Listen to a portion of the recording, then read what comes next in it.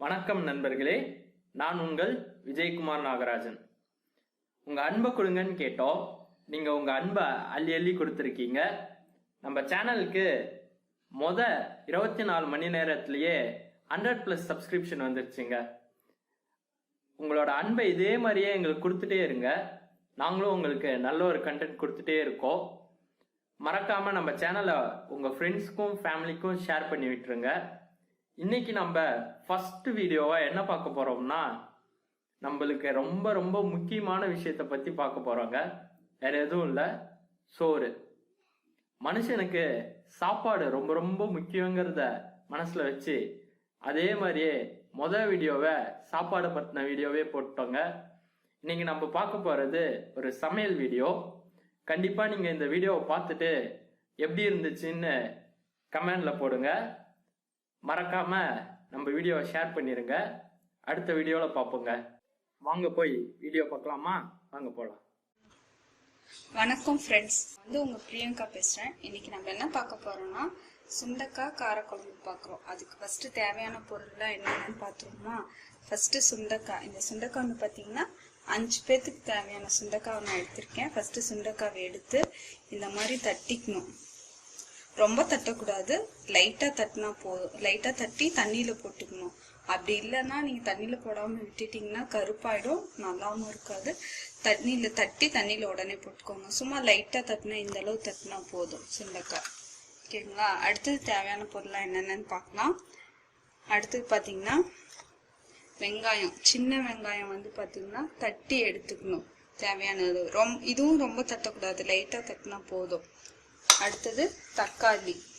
பெரிய தக்காளியாக இருந்தால் 1 தக்காளி எடுத்துக்கலாம், சின்னதுன்னா 2 தக்காளி எடுத்துக்கலாம். அடுத்தது கருவேப்பிலை. அடுத்தது பார்த்திங்கன்னா சாம்பார் பொடி, மஞ்சத்தூள், உப்பு, தேங்காய், கொத்தமல்லி தூள், கடுகு, சீரகம், பூண்டு, வெந்தயம், ஒரு எலுமிச்சப்பழம் அளவு வந்து புளி நாங்கள் எடுத்துக்கிறோம். அடுத்தது பார்த்திங்கன்னா வரமிளகா. இப்போது இந்த குழம்புல ஸ்பெஷல் என்னன்னு பார்த்தீங்கன்னா ஆரியம்.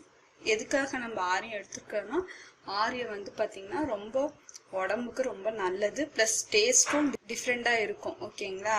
இப்போ வந்து பார்த்தீங்கன்னா ஆரியத்தை இது நம்ம எப்படி இந்த குழம்புல யூஸ் பண்ணுறதுன்னு பார்க்கலாம். ஓகேங்களா?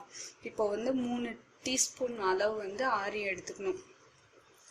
ஆரியம் எடுத்துட்டு இந்த மாதிரி இந்த கலர் கொஞ்சம் வந்து ப்ரௌன் கலராக வர வரையிலும் நம்ம இதை வந்து வறுக்கணும். வறுத்துட்டு நம்ம இது வச்சுக்கணும். ஓகேங்களா?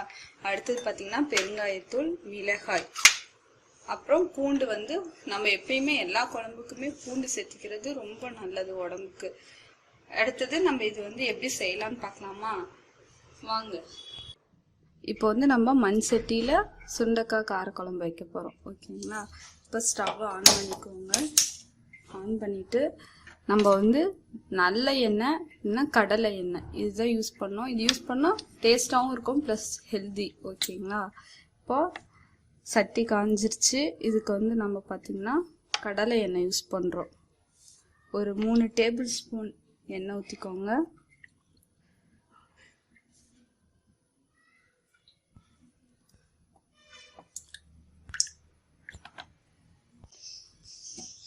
இப்போ எண்ணெய் காஞ்சிருச்சு. இதுக்கப்புறம் நம்ம என்ன ஆட் பண்ணோம்னா கடுகு, தேவையானது கடுகு போட்டுட்டு, கடுகு பொரிஞ்சதுக்கப்புறம் என்ன பண்ணோம்னா ஜீரகம். இப்போ பார்த்தீங்கன்னா கடுகு பொரிஞ்சிருச்சு. அடுத்தது பார்த்தீங்கன்னா நம்ம ஜீரகம் ஆட் பண்ணலாம்.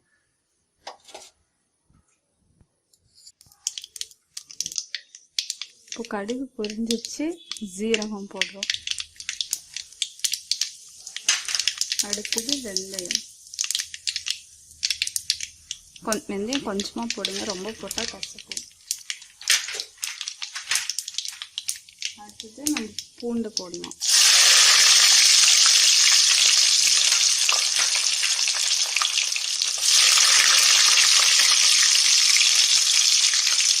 பூண்டு போட்டதுக்கப்புறம் வரமிளகா 3 போடணும்.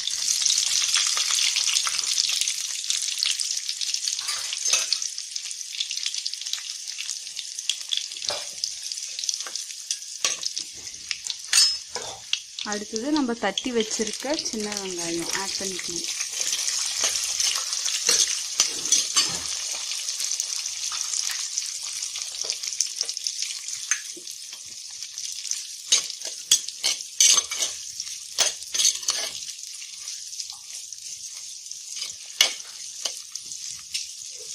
இப்போ வந்து சின்ன வெங்காயம் நல்லா வதங்கிட்டோம். வதங்கினதுக்கப்புறம் மிக்ஸ் பண்ணிக்கோங்க. தேவையான அளவு உப்பு. ஃபஸ்ட்டு வெங்காயம் வதங்கும் போது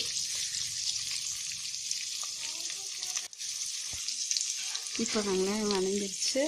அதுக்கப்புறம் பார்த்தீங்கன்னா பெருங்காயத்தூள் ஆட் பண்ணிக்கிறோம்.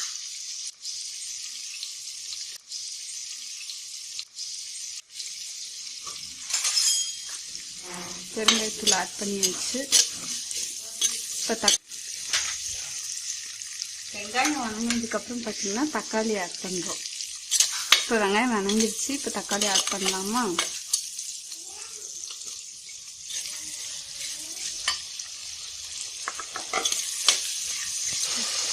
இப்போ தக்காளி வதங்கிட்டு இருக்கு. இது கூட நம்ம என்னென்னலாம் ஆட் பண்ணுறோன்னு பார்த்தீங்கன்னா கருவேப்பிலை,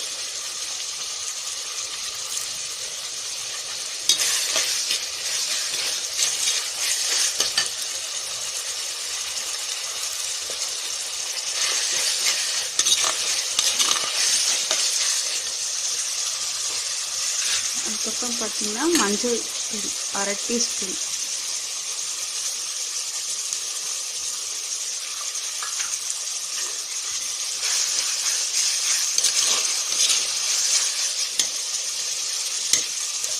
இப்போ தக்காளி நல்லா வேகணும். வெந்ததுக்கப்புறம் நம்ம வந்து சாம்பார் பொடி ஆட் பண்ணலாம்.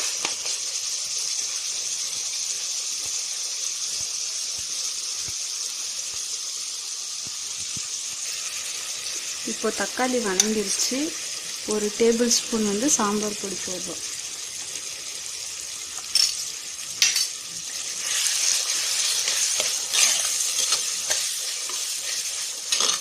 இப்போ சாம்பார் பொடி போட்டுட்டு நம்ம தட்டி வச்சிருக்க சுண்டைக்காயை எடுத்து இதில் ஆட் பண்ணிடலாம்.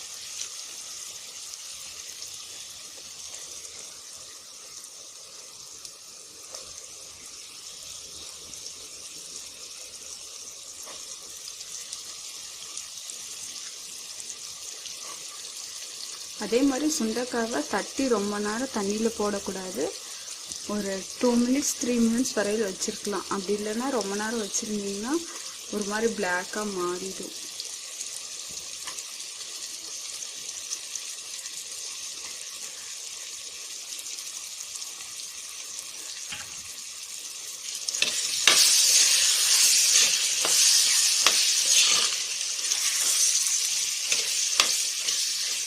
இப்போ சுண்டைக்காவை ஆட் பண்ணிட்டோம். நம்ம இது கொஞ்ச நேரம் எண்ணெயிலேயே வந்து வதங்கணும்.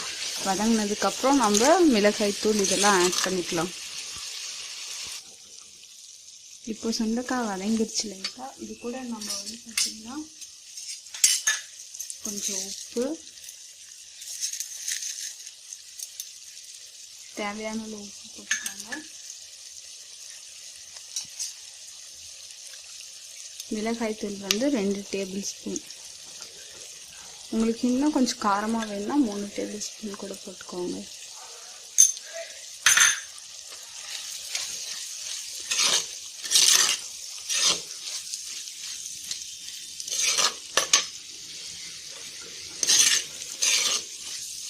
அடுத்தது பார்த்தீங்கன்னா கொத்தமல்லி தூள் 1/2 டீஸ்பூன் போடுங்க.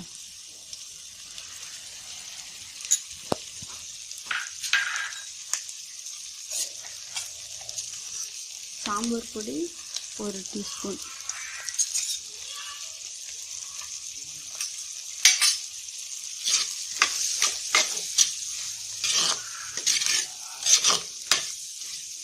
இப்போ நம்ம போட்ட மிளகாத்தூள் இதெல்லாம் கொஞ்சம் பச்சை வாசனை போகிற வரையும் லைட்டாக வதக்குங்க. இப்போ பார்த்தீங்கன்னா சுண்டைக்காய் நல்லா வதங்கிடுச்சு எண்ணெயில். இதுக்கப்புறம் வந்து பார்த்தீங்கன்னா புளியை இதில் ஆட் பண்ணுறோம். கரைச்சி வச்சிருக்க புளி தண்ணியை இதில் ஆட் பண்ணுறோம்.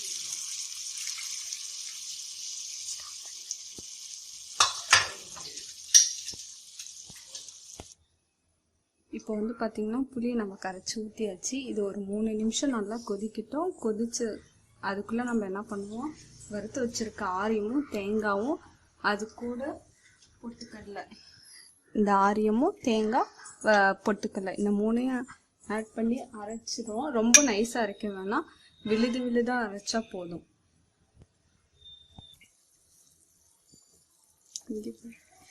இப்போ வந்து பாத்தீங்கன்னா புளி கொதிச்சிருச்சு. அதுக்கப்புறம் நம்ம வந்து சொன்னோம்ல ஆரியம் தேங்காய் அரைச்சி வச்சதை இதில் ஆட் பண்ண போகிறோம். பொட்டுக்கல்லை வந்து அது உங்கள் சாய்ஸ் தான், போட்டாலும் ஓகே போடணும்னாலும் ஓகே. இப்போ அரைச்சி வச்சிருக்க இந்த பேஸ்ட்டை நம்ம இதில் ஆட் பண்ண போகிறோம். இது ரொம்ப நைஸாகவும் அரைக்கக்கூடாது, கொஞ்சம் விழுது விழுதாக அரைச்சிக்கணும். இப்போ நம்ம அரைச்சி வச்ச தேங்காய் ஆரியம் அரைச்சி ஊற்றிட்டோம். நம்ம ஒரு 3 நிமிஷம் நல்லா கொதிக்கணும். குழம்பு கொதிக்கிறப்பவே உப்பு காரம் எல்லாம் கரெக்டாக இருக்கான்னு டேஸ்ட்டு பார்க்கலாம்.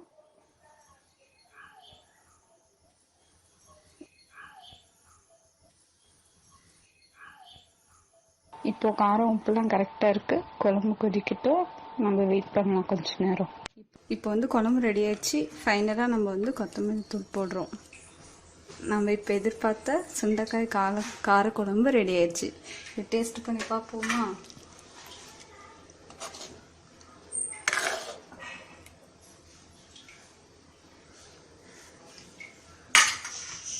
செம்மையா இருக்கு ஃப்ரெண்ட்ஸ். நம்ம மண் சட்டியில் தான் செய்யணும்னு அவசியம் இல்லை, கடாயிலையும் செய்யலாம். மண் சட்டியில் செஞ்சால் எப்போவுமே அது ஒரு தனி டேஸ்ட்டு தான். மறக்காமல் வீட்டில் எல்லாரும் ட்ரை பண்ணி பாருங்கள்.